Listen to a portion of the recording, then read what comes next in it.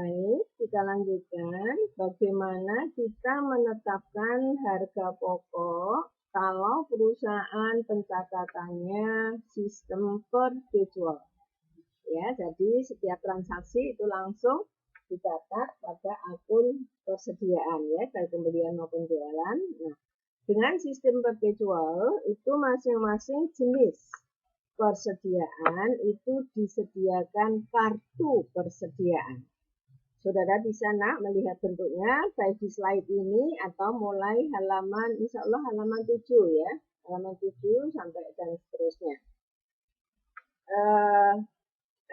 Saudara bisa melihat di sana di bahan ajar, tapi kita pakai contoh yang ada di slide. Misalnya selama bulan Mei ada 3 transaksi pembelian tanggal 5, tanggal 6, dan tanggal 30. Dan tanggal 20 ada transaksi penjualan. Ya, di situ diketahui harga jual per unitnya 150. Baik, saudara, kita lanjutkan pencatatan dengan metode rata-rata bergerak.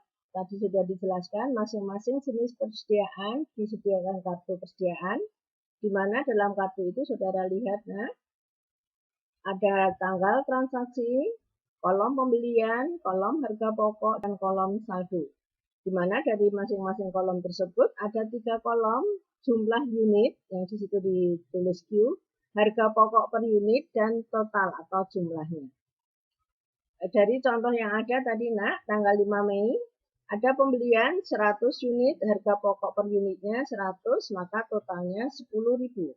Langsung kita pindahkan ke kolom saldo. Kemudian tanggal 16 Mei ada pembelian lagi, memasukkan ke kolom saldo itu totalnya saudara jumlah dan jumlah unitnya. Saudara lihat jumlahnya 175, totalnya 18.250. Baru dari situ kita hitung harga pokok rata-rata. Ya, jadi 18250 dibagi 175. Ya, jadi setiap habis terjadi transaksi pembelian dihitung harga pokok karena nanti akan menentukan harga pokok penjualan ya jika ada transaksi penjualan. Di sini dicontohkan tanggal 20 ada penjualan 125 unit, maka harga pokok per unitnya itu adalah dari rata-rata yang sudah kita hitung. Ya, semua transaksi masuk ya di dalam kartu persediaan. Kemudian kolom harga pokok itu sebaiknya kolom unit dan kolom jumlah di total, dan di kolom saldo itu menunjukkan nilai akhir saldo persediaan. Baik, kita lanjutkan bagaimana kalau perusahaan menggunakan metode FIFO, ya, first in, first out. Saudara bisa melihat di bahan ajar, kalau rata-rata tadi di halaman 7, ini insya Allah ada di halaman 9 ya. Nah, kalau menggunakan metode FIFO, itu setiap habis dari suatu transaksi pembelian, kemudian ada transaksi pembelian berikutnya, jangan dijumlahkan. Ya, di sini diberikan contoh, misalnya tadi yang tanggal 5, saldo akhirnya 100 unit dengan harga Rp100. Tanggal 16 Mei ada pembelian 75 harga 110. Yang boleh saudara jumlahkan adalah totalnya. Ya, jadi 10.000 ditambah 8.250, totalnya 18.250. Tapi untuk unit sama harga pokoknya sebaiknya tidak dijumlah atau dirata, ditulis satu persatu karena ini nanti menentukan harga pokok. Di sini diberikan contoh, misalnya tanggal 25 ada penjualan 125. Yang dijual yang FIFO, yang first, jadi yang harga 100, sehingga yang 100 jumlahnya hanya 100, sehingga 100 kali 100 per unit, kekurangannya mengambil dari pembelian setelahnya. 25 unit kali 100, 10 ya, Rp110 ketemu 12.750. Sehingga saldonya ketemu 50 unit dengan harga per unitnya 110 ya. Sama seperti setiap satu periode tertentu bulanan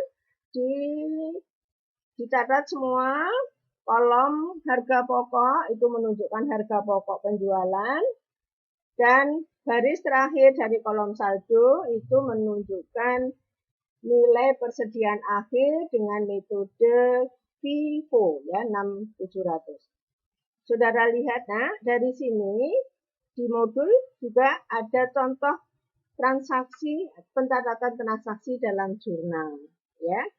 Kalau pembelian kan persediaan pada kas atau utang ya. Kalau penjualan ada dua pencatatan transaksi, pencatatan nilai persediaan, misalnya di sini contohnya yang 25, 125 unit kali harga jualnya berapa. Ya, kalau contohnya tadi 150 ya kali 150. Kemudian jurnal yang kedua mencatat penjualan sebesar harga pokoknya ya, yaitu sebesar 12.750. Baik, kita lanjutkan bagaimana kita menilai persediaan dan menyajikan pada akhir periode pelaporan. Untuk penilaian persediaan akhir periode menggunakan harga terendah antara harga pasar dan harga perolehan. Ya, jadi nilai wajar saat perolehan dengan nilai wajar saat tercatat ya pada akhir periode. Nah, kalau pada akhir periode harga pasarnya lebih rendah, maka selisihnya dicatat sebagai kerugian melalui jurnal penyesuaian. Tapi kalau lebih tinggi tidak boleh dicatat sebagai keuntungan, ya. Nah, jurnal penyesuaiannya adalah debit kerugian penurunan nilai, kreditnya cadangan kerugian penurunan nilai. Selisih antara harga pasar saat akhir periode sama harga perolehan sesuai dengan metode pencatatan yang dilakukan tadi. Ya. Kerugian itu dilaporkan di laporan laba rugi, cadangan penurunan nilai dilaporkan sebagai pengurang di akun persediaan. Sehingga penyajian di laporan keuangan, nah, saudara juga bisa melihat di halaman 10, 11, insya Allah. Masuk aset lancar, nilai persediaan barang dagang, ya, sesuai kalau di kartu persediaan tadi ada di kolom saldo baris terakhir. Kemudian kalau ada penurunan nilai dicatat sebagai cadangan penurunan nilai sebagai pengurang sehingga ketemu nilai realisasi.